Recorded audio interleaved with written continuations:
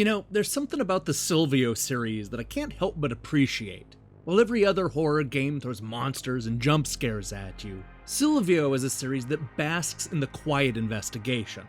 This is a game more interested in deciphering audio logs than making you squirm, and yet it remains an intriguing horror experience with some clever ideas. So why is it that I don't like this series more? After playing through this brand new sequel, I think I have an answer.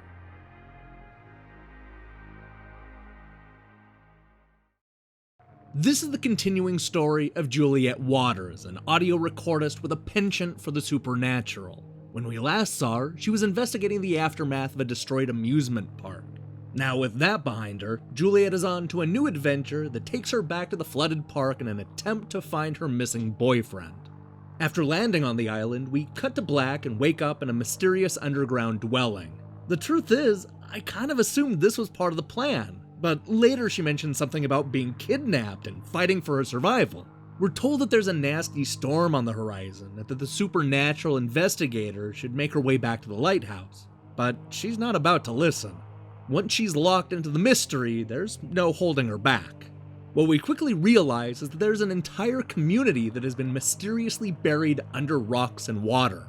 We'll investigate people's homes, museums, and churches in hopes of figuring out what happened. Now, much like the original game, Juliet comes equipped with a recording device that will help her uncover the ghostly clues. But it goes far beyond audio recording this time, as she'll also be capturing video evidence of the spirits. It's a genuinely creepy upgrade that's used to great effect here. The idea is to ask the ghost questions and then record the answer, but it's not as simple as that. You'll need to rewind, speed up, and slow down the audio to isolate specific words and phrases coming from the afterlife, which will then introduce a bunch of new clues to investigate.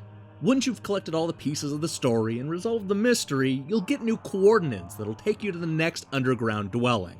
The original game had Juliet fighting off smoke monsters and other baddies in order to isolate the supernatural audio, but that's not the case in the sequel. I'm not sure why, but the developers have decided to ditch all of the combat, refocusing the series to be more about the investigation. While the combat was easily the weakest part of the first game, it's sorely missed in Sylvio 2. A lot of this game feels like you're simply walking from one white dot to the next one, recording audio, and then deciphering clues. This is good from a storytelling perspective, but I can't help but feel like something's missing. Unfortunately, this is just the start of the problems I had with Sylvio 2. Let's talk about the world they present here, which is nothing more than a bunch of boring islands separated by too much water. It's certainly more ambitious than the original, but that isn't always a good thing. A lot of this game will be spent slowly sailing from one island to the next, which will often stretch out across 7 or 8 agonizing minutes. There's no way to speed up or fast travel, so you're always at the whim of the painfully slow boat. Look, I'm all for sailing through the fog, but there's no reason it should take close to 10 minutes to reach the next stage. That's bad design. It doesn't help that even at its best, Sylvio 2 isn't a very good looking game. It's frustrating that every stage is essentially a different house or building. It's a bunch of boring interiors where the wallpaper and general layout are all the same. Sure, there are a few unique settings to explore, but the majority of the game is so bland. I would also argue that Sylvio 2 is at its best when you're deciphering the video recordings, and that's mostly because it's the only element that has actual style. And then there's the never-ending parade of game-breaking bugs. The challenge doesn't come from avoiding enemies or solving tough puzzles, but rather dealing with the constant glitches and problems. This is the kind of game where you'll get stuck in the environment 3 times within the first 5 minutes, only to later run into an issue where the game refuses to advance the story no matter what you do.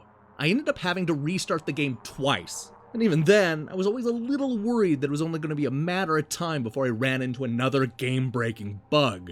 And that's on top of all the small stuff, like the text randomly changing sizes, and the fact that the ghost camera doesn't always work properly. This game's a mess. The problem is that I really like the idea behind this game. I'm a big fan of the way you decipher ghostly recordings, and I feel that that's a unique way to build the tension. And at the same time, the developer never does anything interesting with the gimmick. The audio and video recordings need to be connected to a more terrifying horror game, perhaps one filled with trippy visuals and otherworldly enemies. But without that, the result is a repetitive exercise in hunting down clues and solving barely interesting mysteries. Juliet needs to apply her recording skills to a better game.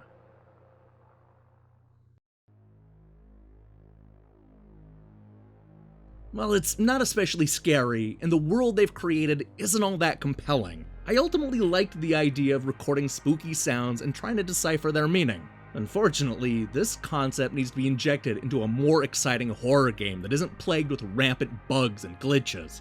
When it comes right down to it, the only thing that's genuinely scary about Sylvio 2 is how long it takes to sail between islands. Why does it take so long?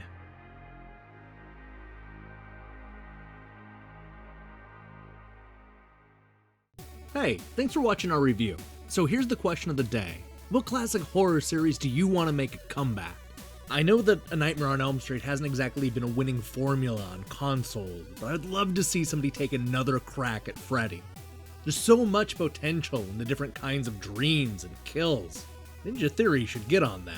Anyway, we have a big hardware announcement going live later today, so I recommend you click that subscribe button and support what we're doing here. Until then.